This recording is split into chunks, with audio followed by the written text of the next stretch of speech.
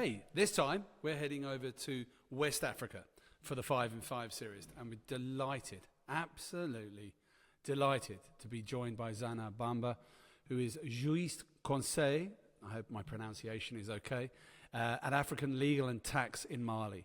One of the leading companies over in Mali, and it's a country that absolutely fascinates me.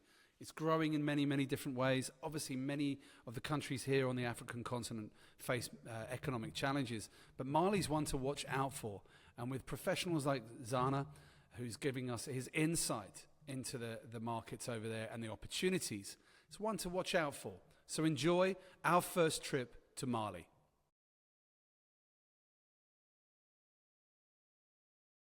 En ce qui concerne l'économie malienne, actuellement, les affaires ne sont pas au beau fixe actuellement.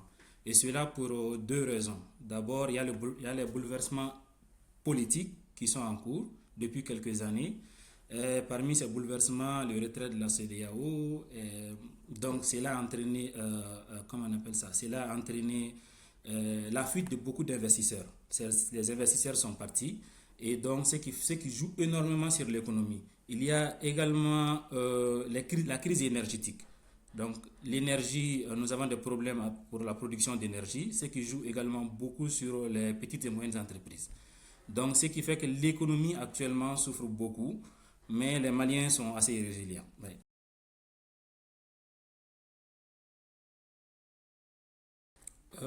En ce qui concerne le marché juridique, sur ce point également, mon ressenti est mitigé.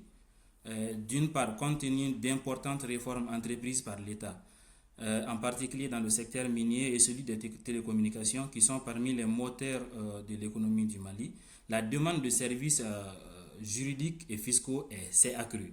Cependant, d'autre part, compte tenu de la situation morose de l'économie citée précédemment, alors certains investisseurs ont préféré partir. Donc ce qui fait que la demande de services juridiques ponctuels, les demandes ponctuelles de services juridiques et fiscaux a beaucoup diminué.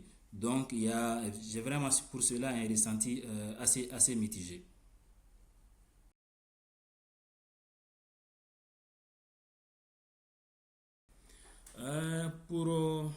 Bon, au regard des tendances actuelles, il est difficile de faire des prévisions. Cependant, quand je regarde les prévisions monétaires de l'Union économique, les prévisions de l'Union économique et monétaire de notre pays, alors la perspective de l'activité, la reprise de l'activité économique devrait se poursuivre avec une croissance actuellement en 2024 de 4,7%. En 2025, on doit être à une croissance de 3,5%. Cette croissance sera également bien sûr tirée par l'industrie extractive avec le démarrage de la production de lithium en 2024 et la relance du secteur textile. Cependant, il y a des risques. Les principaux risques qui pèsent sur ces perspectives sont le report de la situation sociopolitique actuelle, la crise énergétique, le retrait de notre pays de la communauté économique, des États de l'Afrique de l'Ouest, la CEDEAO, et il y a le choc climatique également qu'il ne faut pas négliger. Donc, si nous parvenons à absorber si nous parvenons à faire face à ces problèmes, nous allons avoir une croissance en 2025.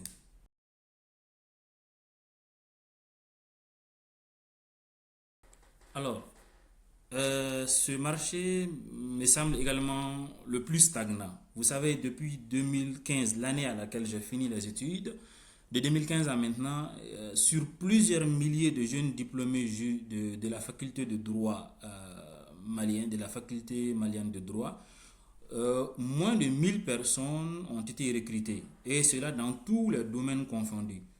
Que ce soit le recrutement du barreau pour les avocats, les magistrats, les conseils fiscaux, les huissiers commissaires, les notaires, et il y a pas assez d'emplois en fait. Ce secteur est assez stagnant. Mais bon, avec les nouvelles activités qui vont démarrer, la production de lithium et autres, nous espérons que l'État va ouvrir en fait la porte à beaucoup de recrutements.